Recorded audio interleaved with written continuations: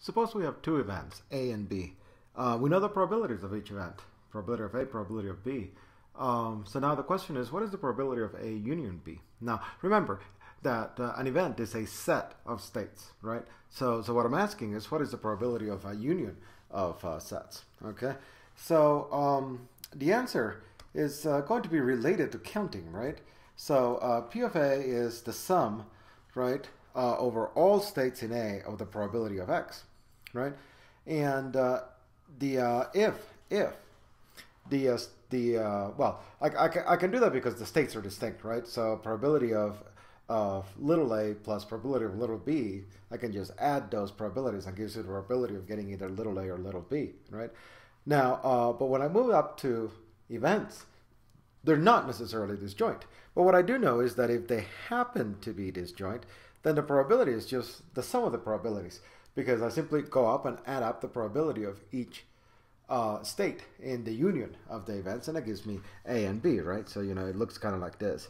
This side is A, that side is B, and yeah, I can just add the probability of each individual state in there, okay? Now, what if that isn't true, okay? What if there's some overlap?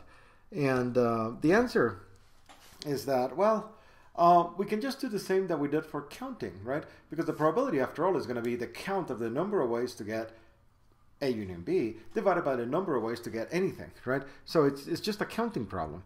And the way that we solve the non-disjoint sets is by using, in general, what's known as the inclusion-exclusion principle, right? And so that lets me, for just two sets, A and B, then what we said as well is the probability of A plus the probability of B, this is kind of inclusion, right? Minus the probability of A intersect B, that is an exclusion, right?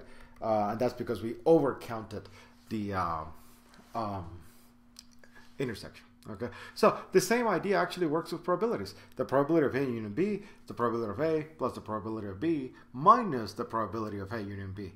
And it sounds like a new thing, but it isn't. It's just counting. Counting rears its head and makes that necessarily true. Okay.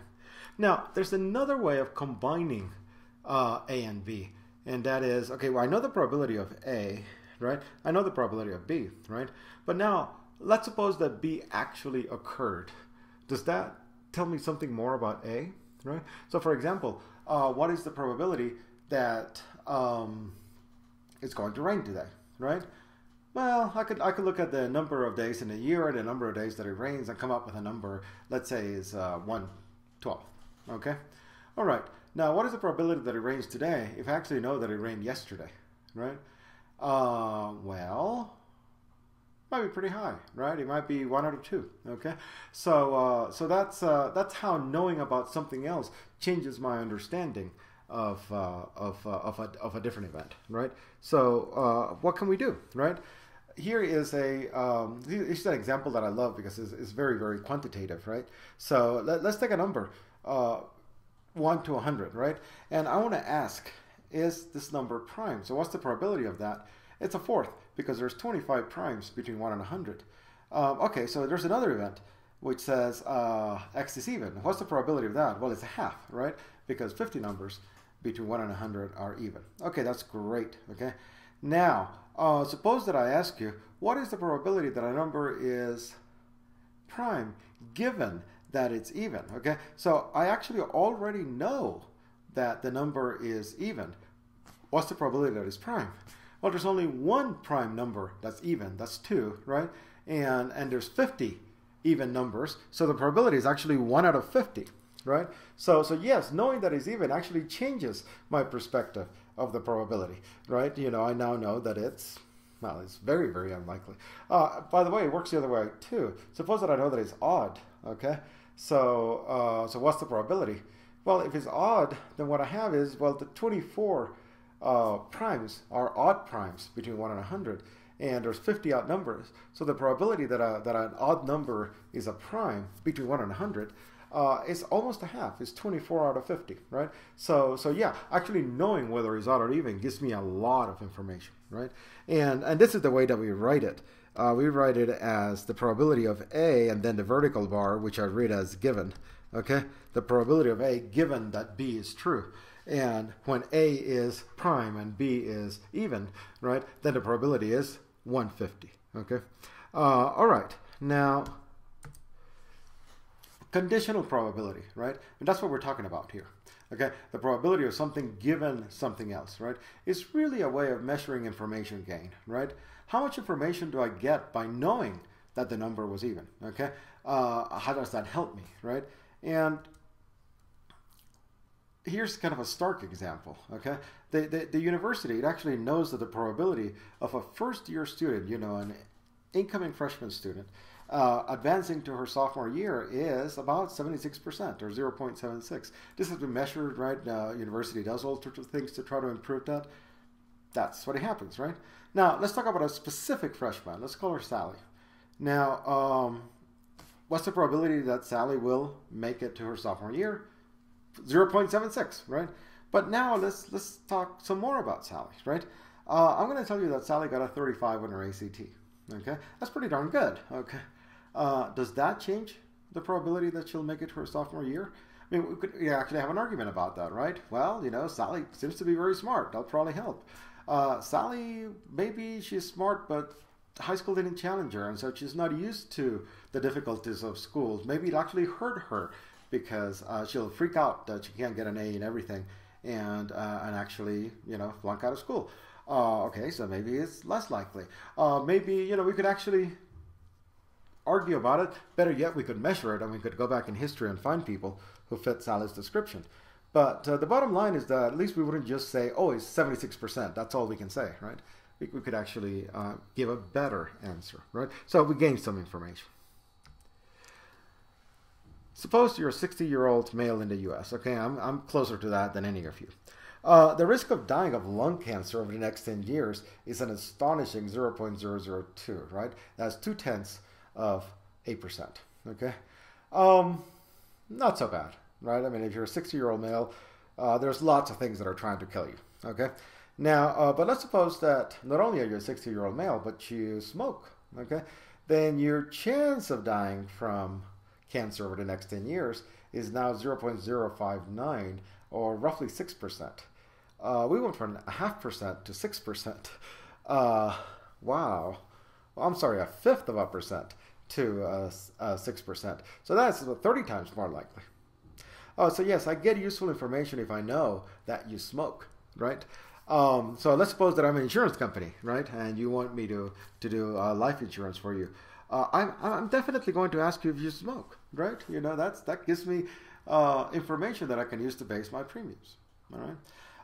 So here's another one that happened recently, and that was an election in Britain to leave the European Union, so-called Brexit. Okay.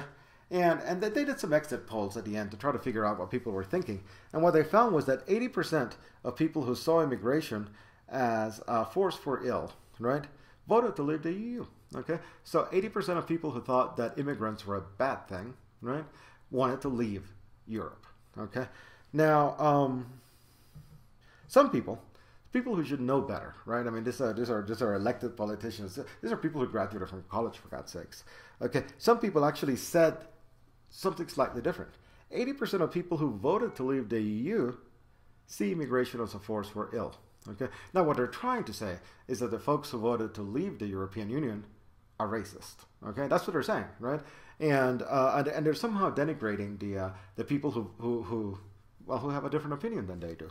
Okay, so that's actually a total lie. Okay, and the reason it's a lie is because what they're equating, right, is the probability that you're a racist given that you voted to leave Europe, right, versus the probability that you voted to leave Europe given that you're a racist, right?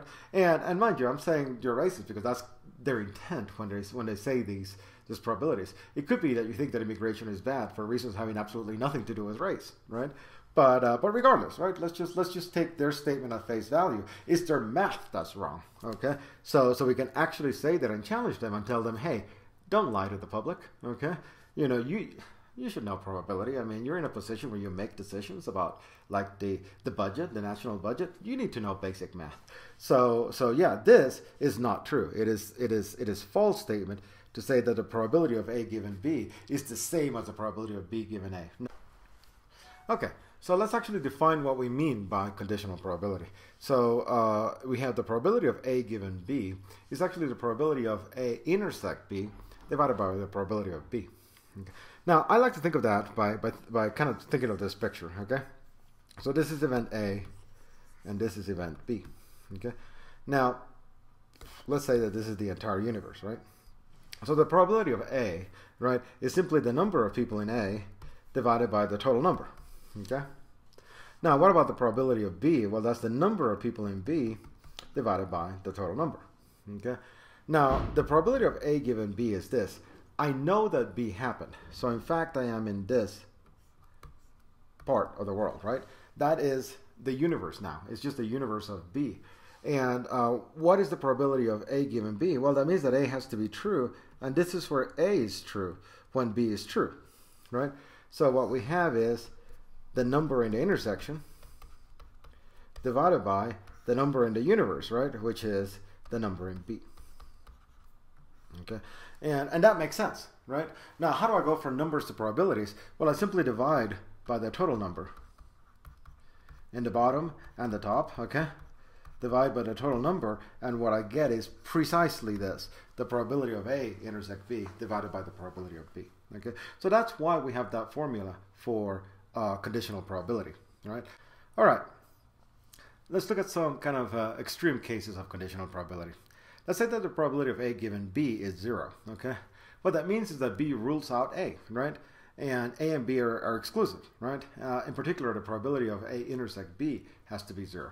So an example of that, right, would be what is the probability, okay, that you're a prime number given that you're an even number between 500 and 1,000?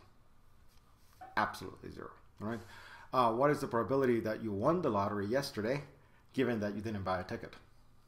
Absolutely 0, right? So those are disjoint events or exclusive events. Okay. Now suppose that the probability of A given B is actually equal to 1, right? That means that B rules in A, right? Something else we can say is that B is a subset of A, right? Because if B happens, then A has to happen. So, you know, B is a subset. The intersection of A and B is actually equal to B. So when I look at the probability, okay, of A intersect B, right, divided by the probability of B, that's actually equal to the probability of B divided by the probability of B, which is equal to 1, okay? And that's true simply because of this, right? A intersect B, if B is a subset of A, that's actually just equal to B, okay? All right, so anyway, so that's a very special case, right? There are some other special cases. What if the probability of A given B is greater than the probability of A? Okay. Now, I like the extreme case. What if it's much greater than the probability of A, right? Then what that tells me is that knowing B actually gives me useful information about A. It's much more likely to happen, okay? So that's, again, that's a special case, right? It's not quite ruling it in, but at least it's making me really believe it, okay? And what if it's much less than the probability of A, right? Much less. Then what I would say is that B makes A much less likely, right? So if B is true, it's possible that A is true, but I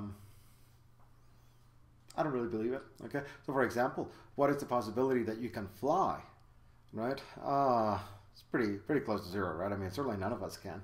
What is the probability that you can fly given that you're a bird? Oh, that's pretty good, right? But it's not a necessity, right? You could be a penguin. What is the probability that you can swim, right? Well, we can come up with some number, right? What is the probability that you can swim if you're a shark? Okay, that's pretty good. That's pretty high.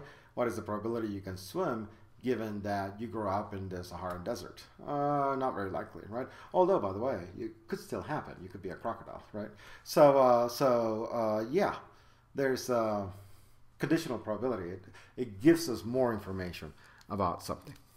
The last kind of special case is this. Suppose the probability of A given B is actually equal to the probability of A, right? Then that means that knowing B doesn't actually help me, right? If I know B, that doesn't make me expect A to happen more often. It's not more likely. It doesn't expect it to happen less often. It's not less likely. So we have a special term for that. We say that in this particular case, the events are independent, right? Knowing something about B doesn't actually tell me anything about A.